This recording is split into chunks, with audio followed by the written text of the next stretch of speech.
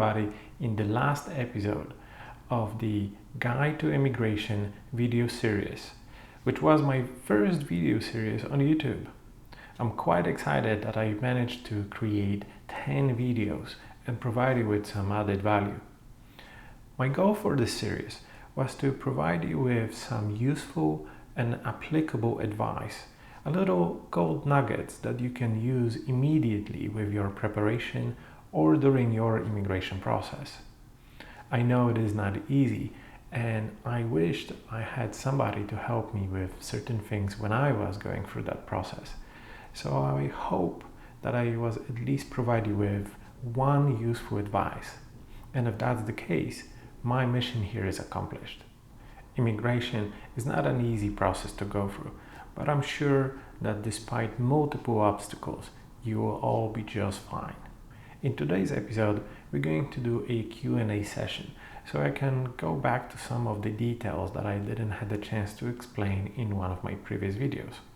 I'm going to answer some of the questions you've asked and some of the questions that multiple people that I talk about these videos with ask me about, like the gear that I'm using. I gathered the list of questions and I have them here, so let me dive right into them. The first question on the list is, when did you immigrate to Canada and how long did it take you to get the PR card? I believe I explained that partially in one of my previous videos, but here is the process that I went through. So I applied for working holiday visa that I got, and I crossed the border in July of 2012 with that visa. So then it took me a few months to get the job that allowed me to apply for British Columbia Province Nominee Program. Once I applied to that, it took around 3 months till I got approval, and that was just before my work permit was expiring. So I had to apply for work permit extension and the PR card at the same time. I did that, and it took around 3 months for BCP&P, and then the entire process for permanent residency took around 6 months with the letter from the province. That is why it took so little time.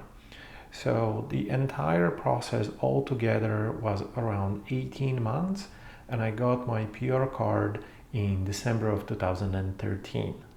The second question is, are there any chances of getting to Canada right now? That's a kind of a hard question to answer because everybody's situation is different. Obviously, the easiest way, or somewhat easiest way, is to go through working holiday visa if it's available in your country, but that is just to get through the Canadian border. If you want to stay here, obviously you need to apply for permanent residency. To do that, you have to go through a skilled worker program. There are some other programs, but they are very hard to get through. If you qualify for the skilled worker, then the entire process should take you around 6 months now with the fast entry that they introduced, I believe, last year.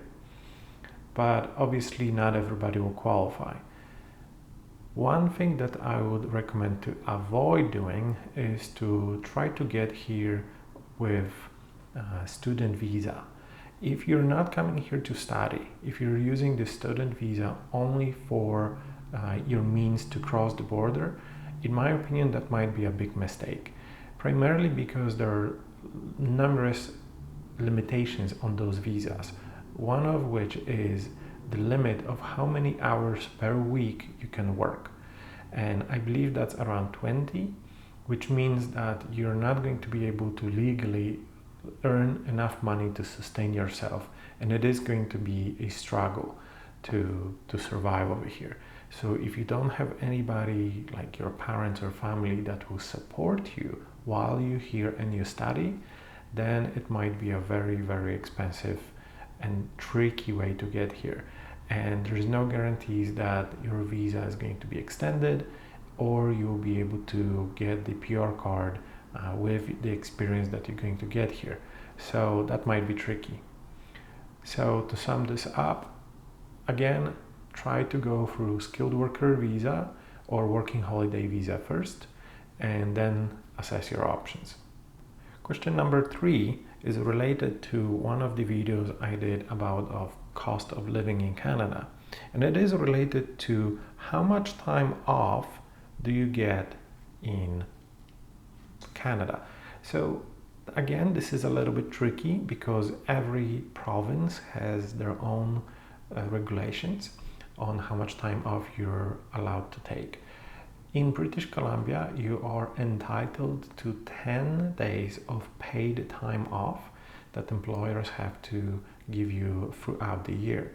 Now, you can, but you don't have to take those days off. And then if you didn't, or you're leaving your company and you didn't take any time off, you are entitled to get paid something called vacation pay, which is, as far as I understand, 4% of your annual salary for the time off that you didn't take. So there are certain calculations that they do to pay you back if you didn't take that time off.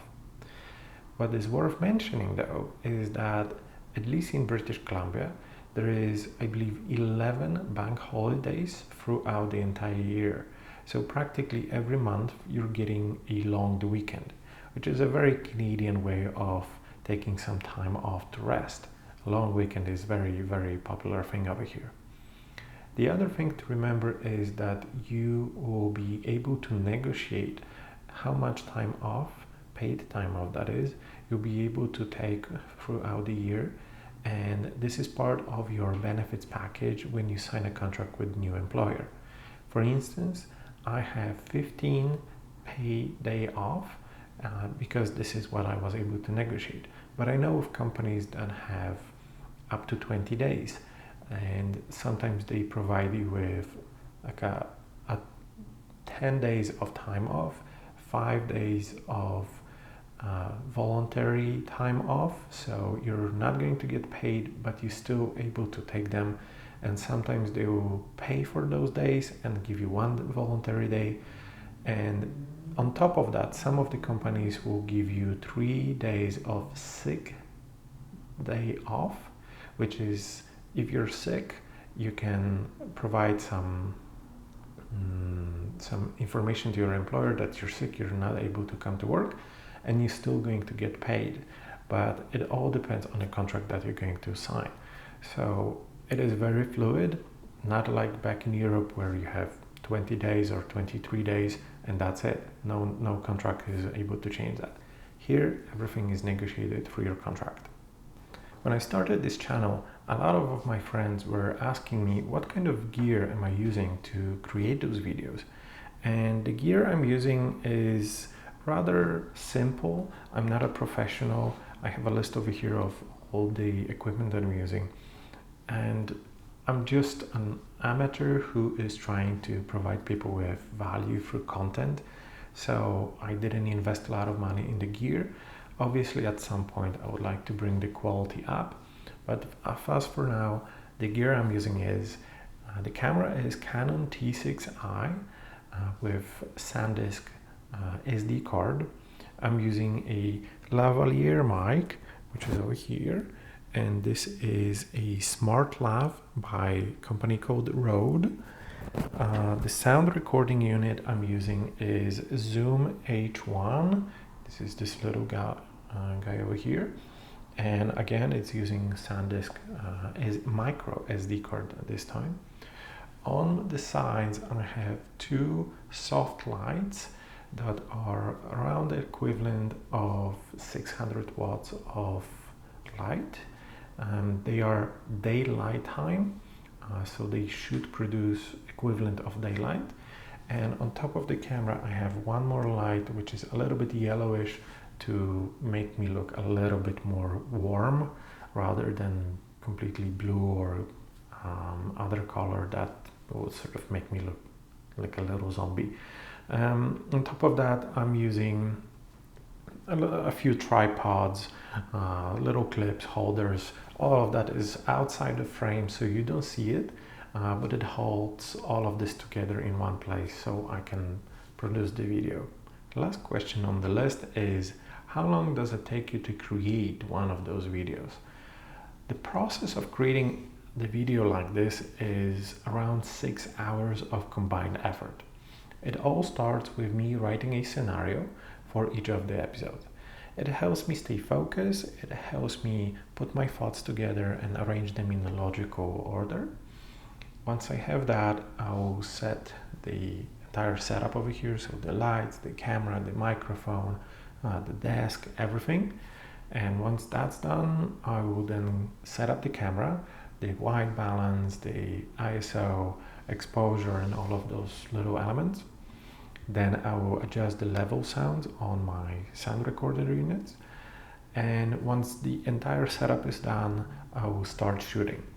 I will typically shoot for around an hour, so I have enough footage that I can then cut into little pieces and put them together into one video. That is typically around 10 minutes, sometimes a little bit less, sometimes a little bit more.